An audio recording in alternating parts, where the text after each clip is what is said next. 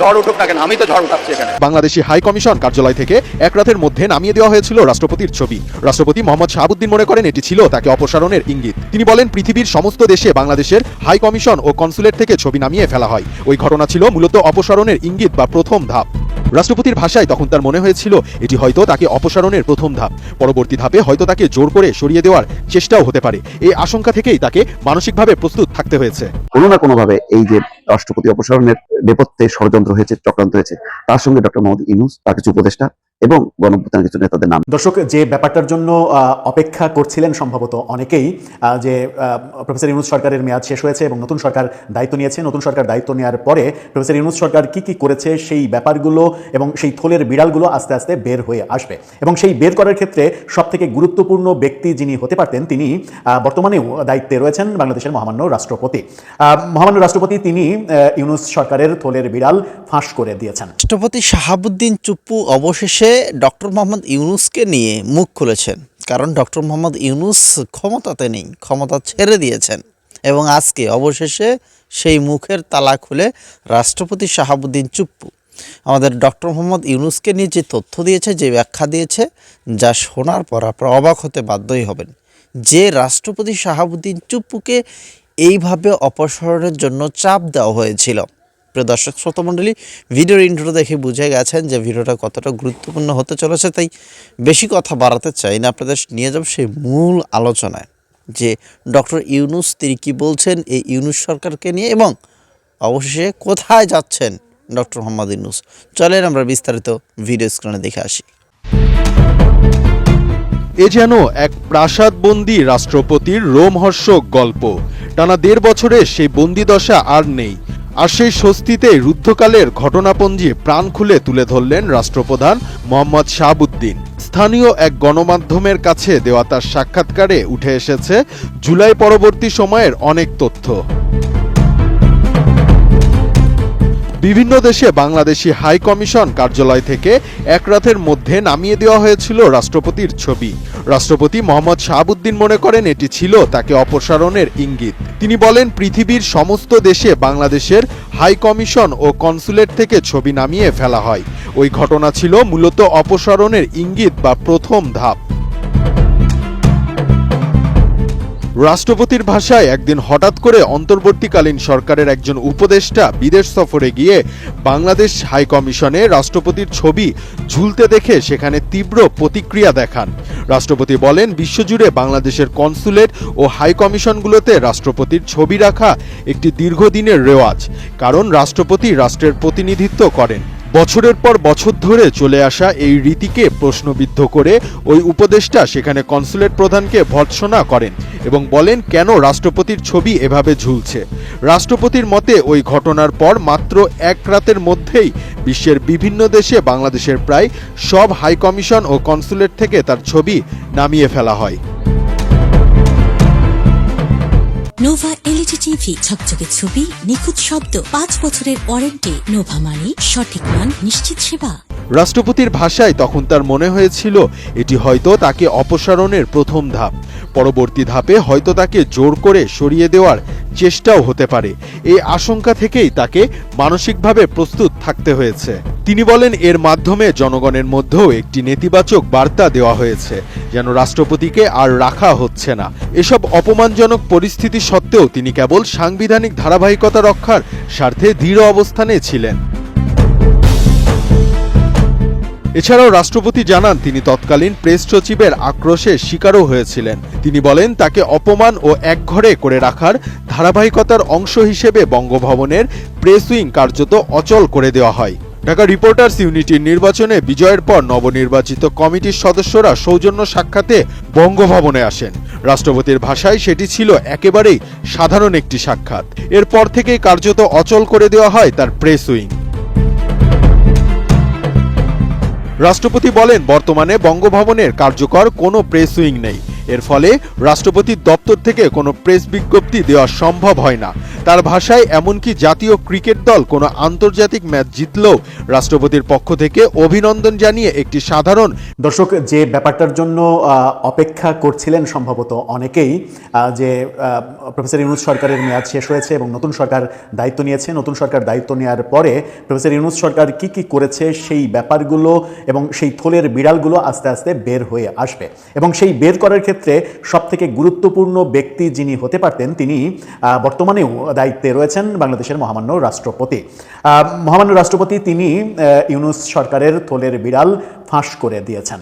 দৈনিক কালের কণ্ঠের এক ইনক্লুসিভ সাক্ষাৎকার, সেই সাক্ষাৎকার আজকের ছাপানো কালের কণ্ঠে আপনারা সবাই পড়তে পারবেন। প্রথম পাতায় পুরো হাফ পাতা লিড নিউজ করেছে তারা, পুরো 1 পৃষ্ঠারও বেশি এই সাক্ষাৎকারটা।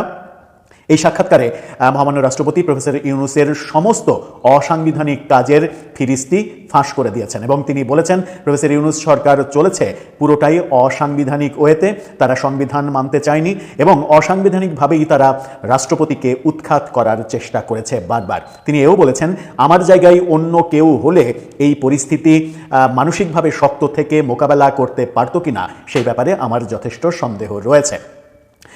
এই ইন্টারেস্টিং ব্যাপারটা এখন টক অব দ্য কান্ট্রি গত ভোরবেলা থেকে, যখন কিনা কালের কণ্ঠের ছাপানো পত্রিকার পেপারের ভার্সন চলে এসেছে ওয়েবসাইটে, ঠিক তখন থেকেই এই ব্যাপারটা নিয়ে আলোচনা শুরু হয়েছে। চলুন মোটা দাগে আমরা বোঝার চেষ্টা করি মহামান্য রাষ্ট্রপতি প্রফেসর ইউনূস সরকার, যে সরকার 1.5 বছর দায়িত্ব পালন করেছে, সেই সরকারের কি কি গোপন ব্যাপার ফাঁস করে দিলেন এবং কিভাবে রাষ্ট্রপতিকে উৎখাত করতে চাওয়া হয়েছিল। থাকবেন পলিটিক্স টিভির নিয়মিত আয়োজনে।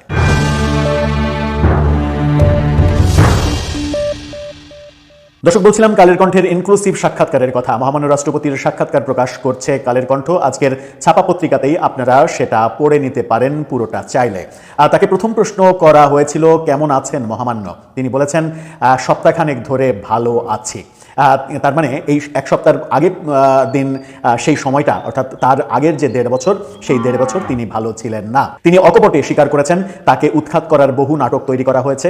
বঙ্গভবনের সামনে বিভিন্ন ব্যানার সম্বলিত যে সকল আন্দোলন দানা বেঁধে উঠেছে, সেগুলো সব একই গ্রুপ বিভিন্ন গ্রুপে বিভক্ত হয়ে বিভিন্ন ব্যানার তৈরি করে এখানে এসে একটা নাটক তৈরি করেছে এবং এই পুরো নাটকটা প্রফেসর ইউনূসের সাজানো নাটক এবং তারা তাদেরই লোক, একটা গোষ্ঠীর লোক। তিনি স্পষ্ট করে বলেছেন যে একেবারে স্পেসিফিক, তিনি বলেছেন যে একটা মেয়ে কাঁটাতারের বেড়া ওখানে লাফ দিতে গিয়ে পড়ে গিয়ে তারপরে নিজেই সাংবাদিকদের ডাকছে, আমাকে মারা হলো, আসেন ছবি তোলেন, মানে পুরোটাই নাটক মঞ্চস্থ করা হলো। তারপরে আর্মি সেখান থেকে তাকে তুলে আর্মির জিপে তুলে নিয়ে চলে গেল। এভাবে একেবারে পুঙ্খানুপুঙ্খ বর্ণনা দেওয়ার চেষ্টা করেছেন। তিনি বলেছেন বঙ্গভবনের চতুর্দিক থেকে বঙ্গভবনে আক্রমণের চেষ্টা করা হয়েছে। সেই সময় সেনাবাহিনী, 3 বাহিনী তারা যথেষ্ট প্রফেশনাল মোডে এই ব্যাপারটা মোকাবেলা করেছে এবং 3 বাহিনীর প্রশংসা করেছেন, 3 বাহিনীর প্রধানের প্রশংসা করেছেন। তারা বারবার বলেছেন যে স্যার, আমরা কোনোভাবেই অসাংবিধানিক কিছু হতে দেব না। রাষ্ট্রপতিকে উৎখাতের যে ব্যাপারগুলো ছিল, রাষ্ট্রপতিকে উৎখাতের ব্যাপারে রাজনৈতিক দলগুলোর মধ্যে একটা সমঝোতার চেষ্টা করা হচ্ছিল। প্রফেসর ইউনূস চাচ্ছিলেন রাজনৈতিক দলগুলোর মধ্যে যদি সংখ্যাগরিষ্ঠ দল পক্ষে চলে আসে তাহলেই রাষ্ট্রপতিকে সরিয়ে দেওয়া হবে এবং রাষ্ট্রপতিকে সরিয়ে দিয়ে নতুন কাউকে বসাবে। সেই ক্ষেত্রে বিএনপি বাদ সেধেছে, এমন কথাও তিনি বলেছেন বিএনপি দৃঢ়ভাবে এই ব্যাপারটা মোকাবেলা করেছে এবং বিএনপি অসাংবিধানিক কিছু হতে দেয়নি। বিএনপি সংবিধানের বাইরে যেতে চায়নি। বিএনপি জোট এই ব্যাপারটা মোকাবেলা করেছে বলেই আমাকে উৎখাত করা তাদের পক্ষে সম্ভব হয়নি, এই কথা স্পষ্ট করে বলেছেন। তিনি বলেছেন একজন উপদেষ্টা একজন সাবেক প্রধান বিচারপতির সঙ্গে বৈঠক করেছেন, তাকে আমার জায়গায় বসানোর প্ল্যান চূড়ান্ত করেছেন এবং সেই চূড়ান্ত পর্যায়ে যাচ্ছিল আমাকে সরিয়ে দেওয়ার প্ল্যান। সেই প্রধান বিচারপতি রাজি হননি বলে তাদের ওই প্ল্যানিংটাও কার্যকর তারা করতে পারেননি। তাকে প্রশ্ন করা হয়েছে, এই তথ্য আপনাকে কে দিল? তিনি বলেছেন যে আমি বিচারাঙ্গনের লোক, আমি খুব সহজেই বিচারাঙ্গনে আমার লোকজন তো আশেপাশে থাকেই, সেই মাধ্যমেই আমি খবরটা পেয়ে গেছি। অর্থাৎ উপদেষ্টা, প্রধান উপদেষ্টা পরিষদ কেউই 18 মাস তার বঙ্গভবনের জীবন যে কি পরিমাণ দুর্বিষহ ছিল সেটা তিনি কালের কণ্ঠের কাছে এক দীর্ঘ সাক্ষাৎকারে তিনি বলেছেন এবং সেখানে বলেছেন যে তাকে অপসারণের জন্য দফায় দফায় চেষ্টা করা হয়েছে এবং সেই চেষ্টায় ডক্টর মোহাম্মদ ইউনূসের সমর্থন ছিল, তার উপদেষ্টাদের একটা অংশের সমর্থন ছিল এবং কিছু রাজনৈতিক দল এবং গণঅভ্যুত্থানের যে নেতাদের, তাদের একেবারে পরিষ্কার উদ্যোগ ছিল।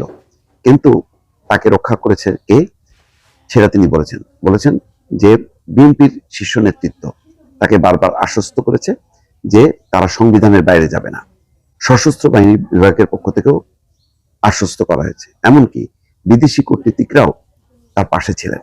তার মানে তার এরকম যে 17-18 মাস বঙ্গভবনে থাকার সময় তার পাশে একবারও কিন্তু তিনি বলেননি যে ডক্টর মোহাম্মদ ইউনূস বা এই যে জামাত অথবা এনসিপি তার পাশে ছিল, সে কথা কিন্তু বলেননি। পরিষ্কারভাবে বলেছেন যে তার পাশে ছিল বিএনপির শীর্ষ নেতৃত্ব, সশস্ত্র বাহিনী বিভাগের অর্থাৎ 3 বাহিনীর প্রধান এবং বিদেশি কূটনীতিকরা।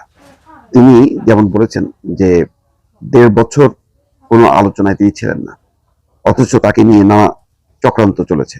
সাংবিধানিক শূন্যতা সৃষ্টি করার যেসব পায়তারা চলছিল সেটাও তিনি বর্ণনা করেছেন। তার বর্ণনায় তিনি সিদ্ধান্তে অবিচল ছিলেন। অসাংবিধানিক উপায়ে প্রেসিডেন্টকে উপড়ে ফেলার অনেক ছক তৈরি হয়েছিল, একে একে সবকটা ব্যর্থ হয়েছে।